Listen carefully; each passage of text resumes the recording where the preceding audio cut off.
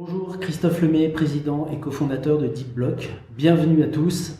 Je vais répondre ici à vos questions.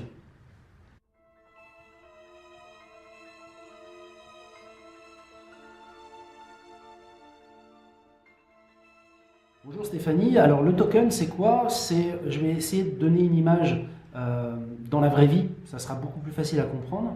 Un token, c'est un jeton en français.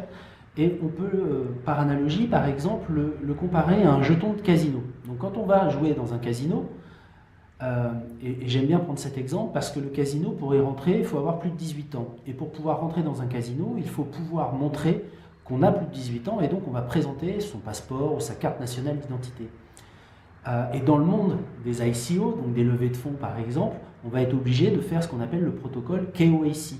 Okay, ben c'est exactement la même chose que dans le monde réel. Et donc une fois qu'on est rentré dans le casino, on va donc aller convertir de l'argent en jetons. Donc si je veux jouer par exemple à la table de Blackgammon, je vais prendre des jetons que je vais échanger contre des euros. Et je vais jouer dans l'enceinte du casino avec les jetons et puis avec mon argent.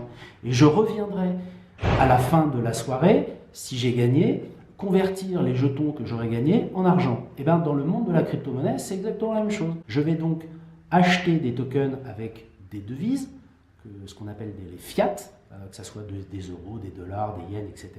Et je vais en contrepartie avoir ces fameux jetons. Et ces jetons, je vais pouvoir les utiliser sur les services des sociétés qui proposent justement d'un service qui va consommer ces jetons. Et donc on voit bien que ça a un intérêt pour les entreprises de détenir et d'émettre ces jetons, puisque dans le cadre par exemple des ICO, qui sont des levées de fonds en crypto-monnaie, l'entreprise va pouvoir prendre des liquidités immédiatement. C'est exactement la même chose que fait le casino quand vous allez convertir votre argent, c'est-à-dire que vous gagnez ou que vous perdiez, le casino il a déjà gagné lui, puisqu'il a converti les jetons qu'il vous a donnés en argent sonnant et trébuchant. Okay, bah, c'est la même chose dans les cryptos. Et l'autre point, par contre, qui est important pour l'entreprise, donc des liquidités immédiates. Et l'autre point, c'est que ces liquidités vont permettre aussi d'avoir un usage qui va être restreint.